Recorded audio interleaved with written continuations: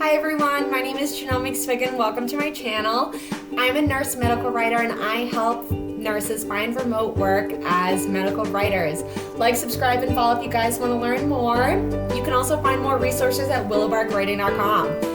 Today, we're going to be going over 5 things I wish I knew before leaving bedside nursing. I'm going to be sharing lessons that I learned during my transition where I tapered down from the bedside and tapered up with medical writing so you guys aren't as lost as I was. Let's dive right into it. So the first one, I wish I knew I would be welcomed into a different community. I think so many of us hold nursing as our main identity. We are nurses, RN, LPN, NP, whatever your license is. We love that.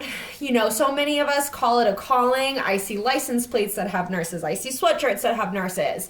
No one understands nurses like nurses are because we've lived so many weird, fascinating moments. And a lot of the time we can't talk about it with other people, either through HIPAA because of confidentiality concerns, or because the people just won't understand, or it's too gory, or they don't want to hear it, which I understand all of that. So a lot of the time, we're really bonded to this community of nurses because they're the only people that understand us deeply in this area. So it's really intimidating to leave that sense of community that we've built, especially if it's been decades. So it can be really scary to dive into the unknown. I think nursing is also really tough though, because a lot of nurses think that we're less than. I hear the term all the time, just a nurse, or real nursing. And I try so hard to push back on those labels. There is no thing as just a nurse, and there is no thing as real nurses. If you have an RN or any sort of nursing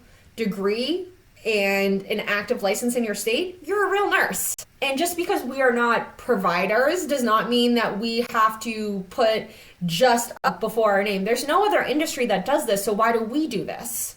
Occupational therapy doesn't do this. Physical therapy doesn't do this. So why are nurses always putting ourselves down for what we don't have? Instead, we really should be focusing on what we do have. So because we're such a close-knit community, but at the same time, we're so catty with each other, and it causes this deep sense of like inferiority and that we need to be working, you know, either at the provider level or at like an acute critical care level in a hospital to really matter. We have this like really weird complex going on here. We can practice outside of the nursing community. And I was so surprised when I pivoted away from the bedside, and I don't think I realized, well, I did realize how toxic it was, but I don't think I realized that not everyone is as toxic as that. Like, other industries aren't going to treat me like that. And that made me feel a lot more welcomed and a lot better when I transitioned away from that community into a different one. As a nurse, you're a field expert. So people are really, really excited to have you on their team.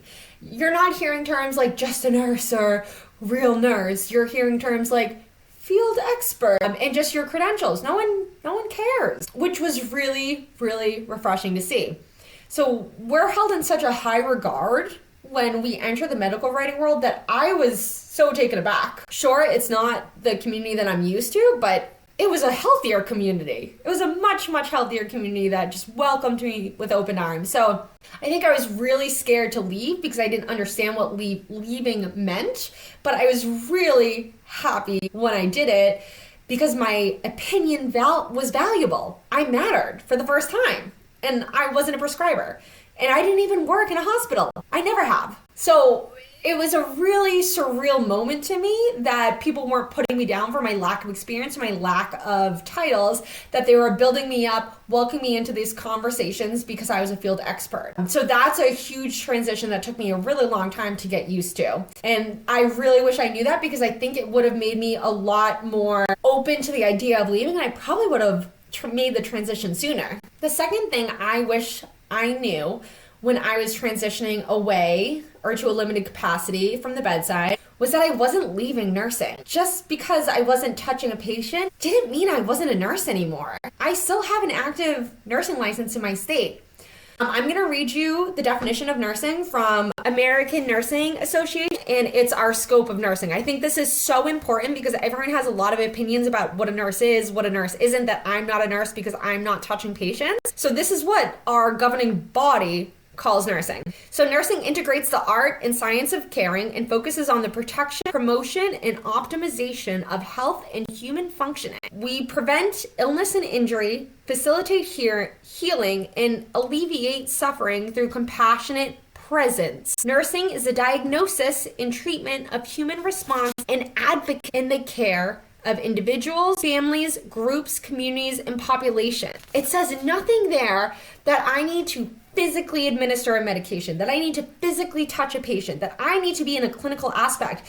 If anything, there's some things that medical writing is really related to, in particular that we are advocating for population, that we're promoting the optimization of health and human functioning. So again, it says nothing about remote work, clinical work, bedside work, anything like that. That's something that biased nurses come up with because they have one perception of nursing. Nurse managers are still nurses, and I never see them touching patients. Same thing with a lot of other roles of nursing.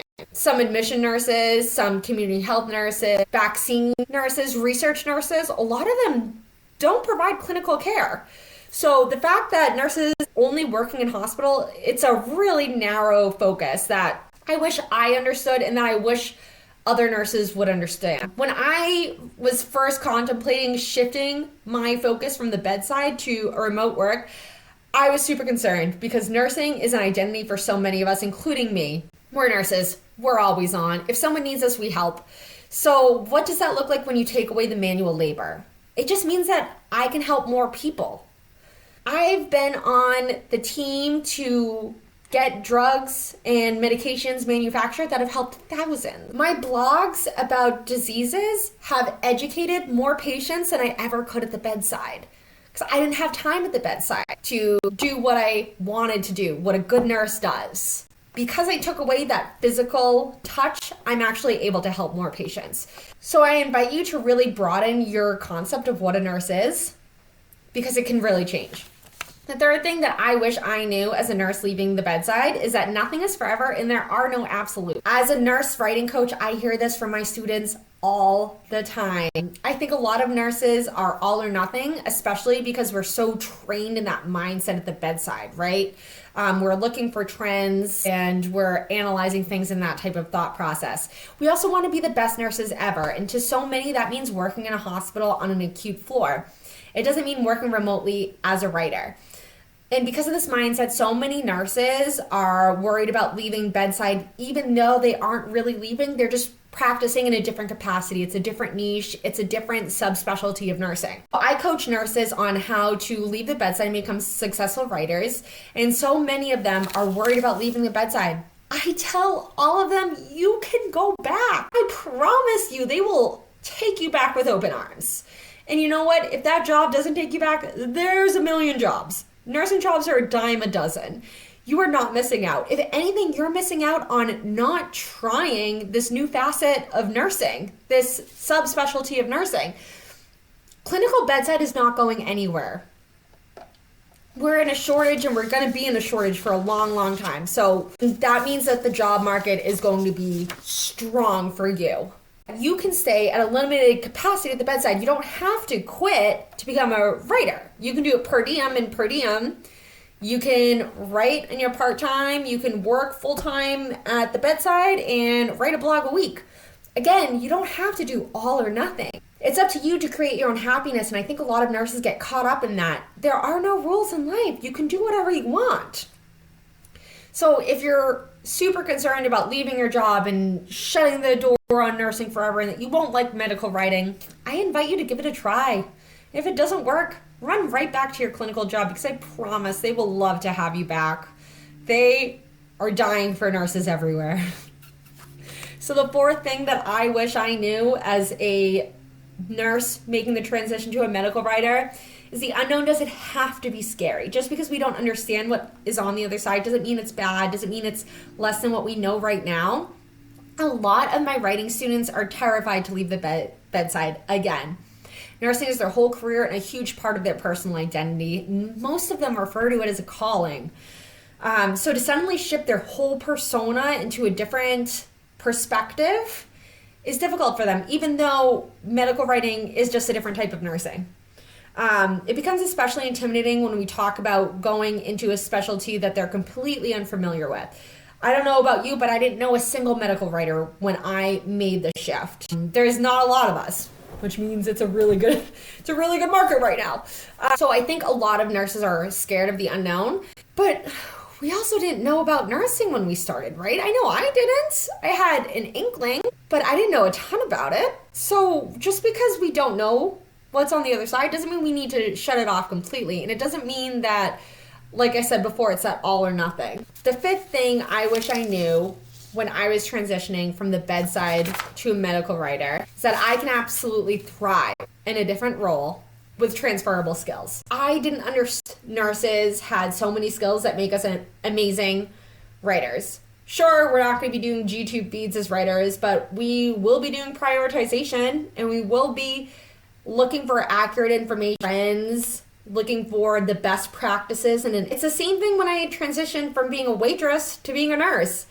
I had no idea how similar those were. And I consider nursing to be waitressing just with medication, right? The same things are true there. Prioritize accuracy, time management, and keeping your client or your table. So medical writing is really the same. And a lot of the reasons you were successful as a nurse are the same exact reasons you're going to be really successful as a medical writer. I did an entire video on transferable skills that you'll need as a nurse and a writer. So if you guys are interested, make sure you like, subscribe, and follow because it's really informative. If you guys need more help on that too, I offer a course at willowbarkwriting.com. It's a writing academy. We have workshops, coaching, and the course, it's an all-encompassing thing to support you in your transition. But I wish I knew how useful so many of those skills were. Those heavy med passes would help me for juggling multiple deadlines, deliverables, and clients, and how my keen sense of trends would serve me when I was looking for research for my client.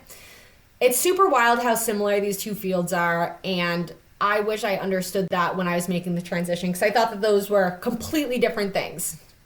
So if you're curious, it totally makes sense. If you need help in your journey, let me know. Like, subscribe, and follow for more.